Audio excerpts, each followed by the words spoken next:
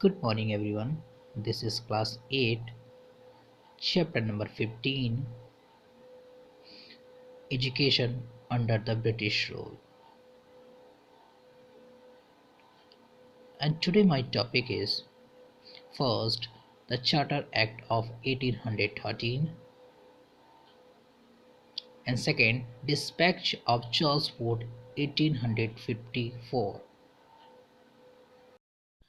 जैसा कि आज आप इस वीडियो के माध्यम से चार्टर एक्ट ऑफ 1813 को समझेंगे।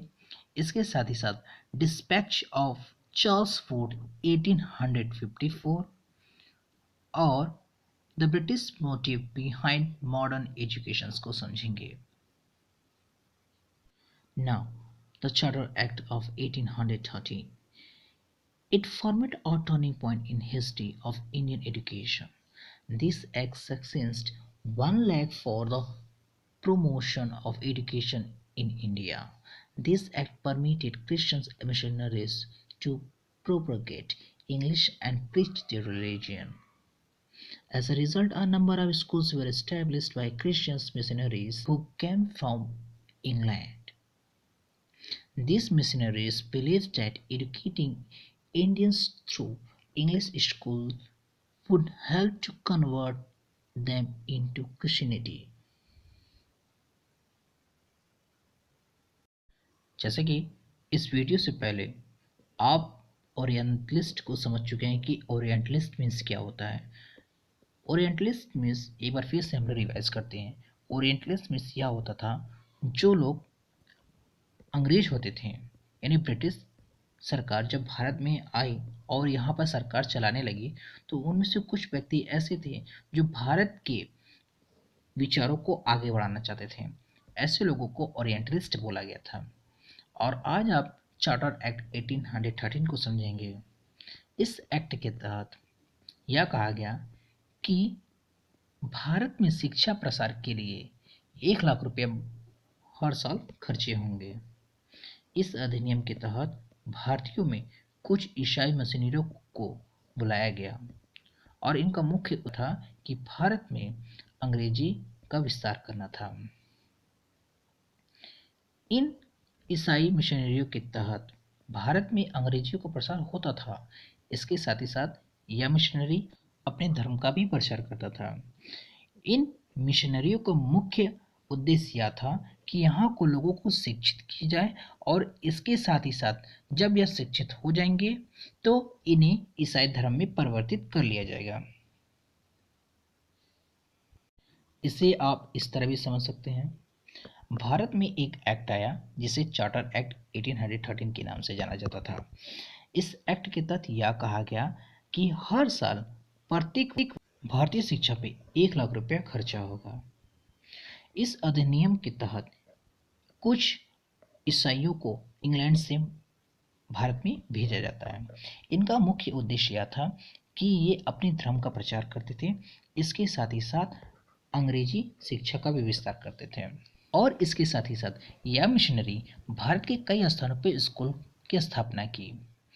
इन मिशनरियों को यह मानना था कि अंग्रेजी स्कूल के माध्यम से भारतीयों को शिक्षित किया जा सकता है और जब यह शिक्षित हो जाते थे तो इनका मुख्य उद्देश्य यह होता था धर्म में परिवर्तित कर दिया जाता था। और इसके साथ ही साथ आप आगे समझेंगे कि इस एक्ट के तहत मिशनरियों को क्यों लाया गया था और भारतीयों को अंग्रेजी उच्च शिक्षा क्यों दी जाती थी। The important provisions of this act were stress open revival and improvement of classical literature in Sanskrit and Arabic, tried to educate the people of India in secular and conservative fashions, and introduction of promotion of knowledge of the science among Indian masses.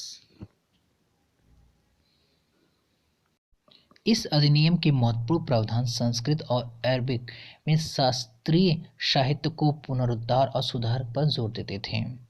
Bharat के लोगों को धर्मनिरपेक्ष और रूढ़िवादी fashion में शिक्षित करने और भारतीय जनता के बीच विज्ञान के ज्ञान का परिचय और प्रचार करने के प्रयास करते थे।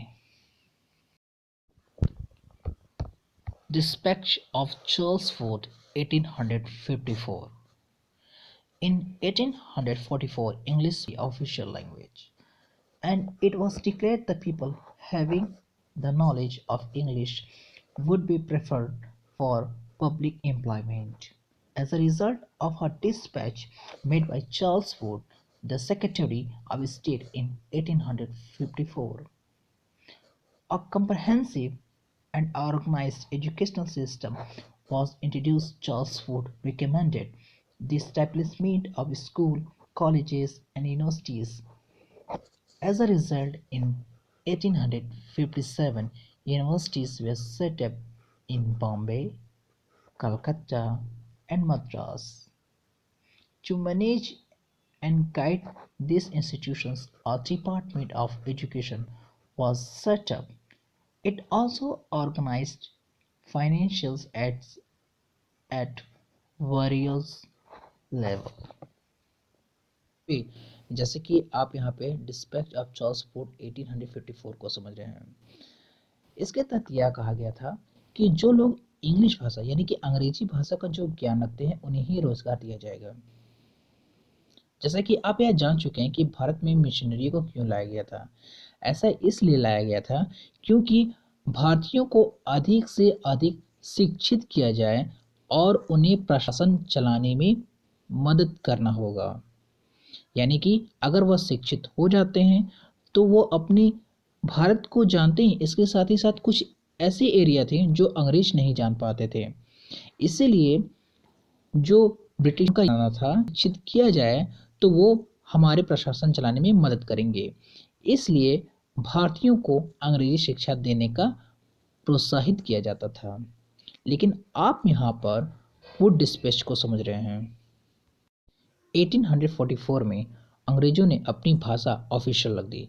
मतलब जो लोग प्रशासन में काम करेंगे वो लोग ऑफिशियल लैंग्वेज क्या होगी, उनकी इंग्लिश होगी। इसके तहत यह कहा गया था कि इससे जो लोग इंग्लिश भाषा का ज्ञान रखते हैं वही प्रशासन में काम कर सकते हैं। चार्ल्स वुड के द्वारा किए गए प्रेषण के परिणाम स्वरूप 1854 यानी कि 1854 में राज्य सचिव एक व्यापक और संगठित शैक्षिक प्रणाली शुरू की गई थी। मतलब अब हर राज्य में एक शैक्षणिक व्यवस्था की गई थी। इस व्यवस्था के अंतर्गत वही व्यक्ति को रोजगार मिलेगा जो लोग अंग्रेजी का ज्ञान रखते थे। इसके साथ ही साथ चार्ल्स वुड ने बहुत सारे सुझाव दिए।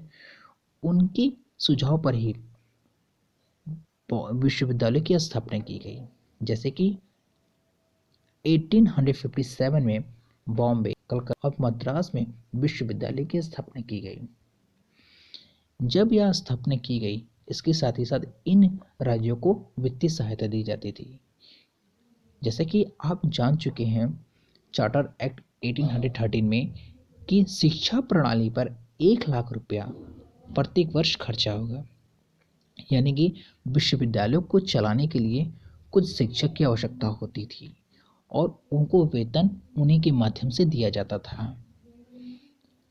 और इनका मुख्य उद्देश्य यह था कि भारतीयों को अधिक से अधिक शिक्षित किया जाए जो प्रशासन चलाने में हमारी मदद करेंगे।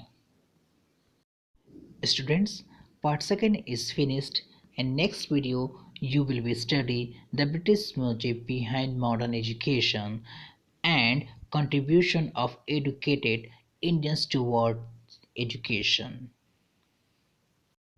Thank you.